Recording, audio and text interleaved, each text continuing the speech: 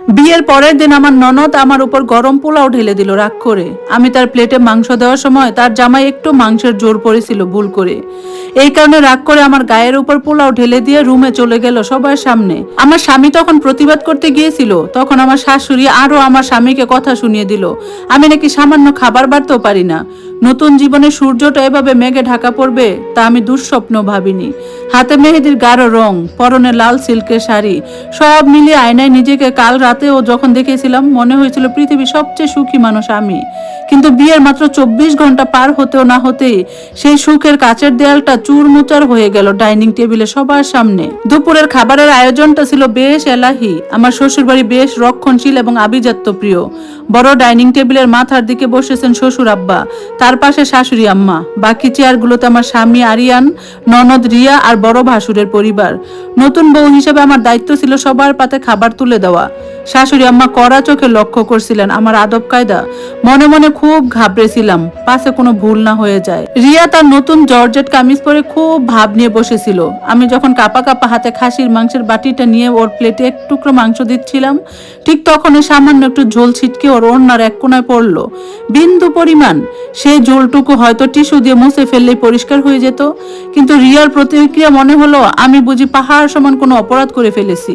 মুহূর্তের মধ্যে ডাইনিং রুমের কাহিনী পাল্টে গেল। রিয়া দাঁতে দাঁত চেপে চেয়ার থেকে উঠে দাঁড়ালো। তার চোখ মুখে তখন রাজ্যের ঘৃণার ক্রোধ। আমি তুতলাতে তুতলাতে বললাম, সরি রিয়া, আমি আসলে খেয়াল করিনি। আমার কথা শেষ হওয়ার কোনো সুযোগ দিল না। টেবিলের উপর ধোয়া ওঠা গরম পোলাওয়ের বাটিটা এক ঝটকায় তুলে নিয়ে সজোরে আমার গায়ের উপর করে দিল। গরম ভাতের সেই তীক্ষ্ণ উত্তাপ আমার শাড়ির পাতলা কাপড় ভেদ করে পেটে আর হাতে লাগতেই আমি আর্তনাদ করে উঠলাম। সবার সামনে সেই অপমান আর যন্ত্রণা, আমার দু চোখ ফেটে জল বেরিয়ে এলো। পুরো ঘর তখন পাথরের মতো শান্ত। কেউ যেন বিশ্বাসই করতে পারছে না একটা শিক্ষিত মেয়ে নিজের নতুন ভাবির সাথে এমন আচরণ করতে পারে। আরিয়ানা সহ্য করতে পারলো না।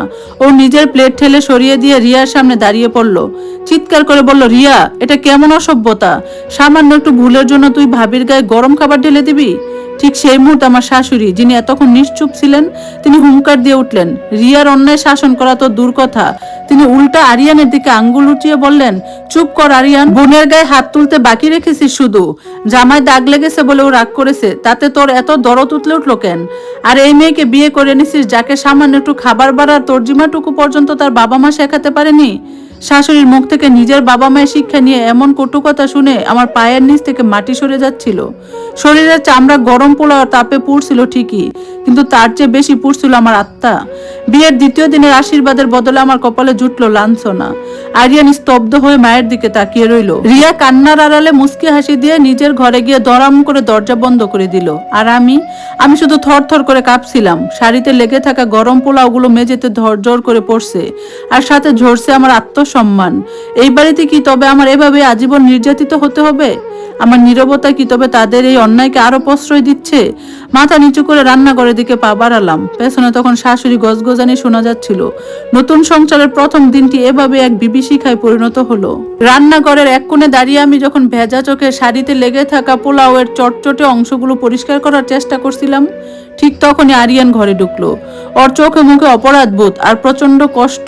বড় এক বাটি ঠান্ডা জল আর বার্নল নিয়ে আমার সামনে এসে দাঁড়ালো। পরম মমতা আমার হাতটা ধরেও যখন ক্ষতস্থানে মলম লাগিয়ে দিচ্ছিল, তখন হাত দুটো কাঁপছিল। আরিয়ান নিচু স্বরে বলল, আমাকে ক্ষমা করে দাও, আমি ভাবিনি আমার বাড়িতে তোমাকে এই দিন দেখতে হবে।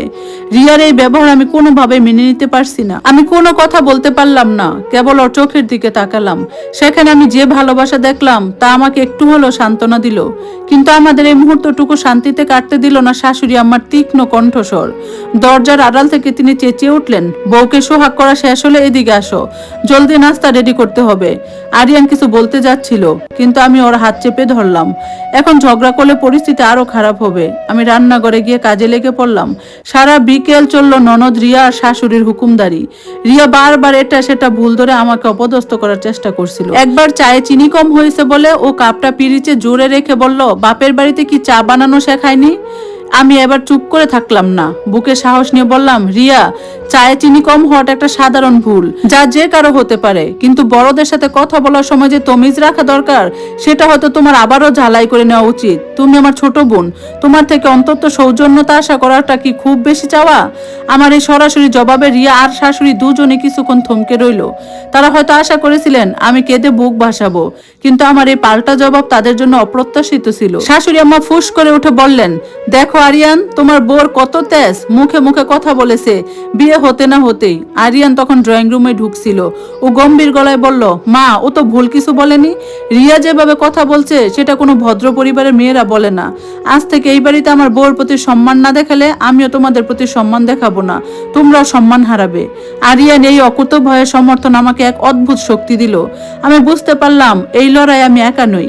শাশুড়ি আর ননদের এই অন্যায় অত্যাচারের শিকল ভাঙতে হলে আমাকে কেবল চোখের জল ফেললে চলবে না, বরং আত্মসম্মানের সাথে মাথা উঁচু করে দাঁড়াতে হবে। রাতের অন্ধকারে বারান্দায় দাঁড়িয়ে আমি আকাশের দিকে তাকালাম। আগামীর দিনগুলো হয়তো আরো কঠিন হবে, কিন্তু আমি প্রস্তুত। যারা ভালোবাসতে জানে না তাদের অন্তত এটা বুঝিয়ে দিতে হবে যে আমাকে দমিয়ে রাখা এত সহজ না। আজ পোলাও ঢেলে দিয়ে যে অপমানের সূচনা রিয়া করেছে তার সমাপ্তি আমি আত্মসম্মান দিয়েই করব। ধন্যবাদ সবাইকে। গল্পটা কেমন লাগলো অবশ্যই জানাবেন, আর এই গল্পের বাকি অংশ শুনতে সাথেই থাকবেন। আজকের মতো আল্লাহ হাফেজ।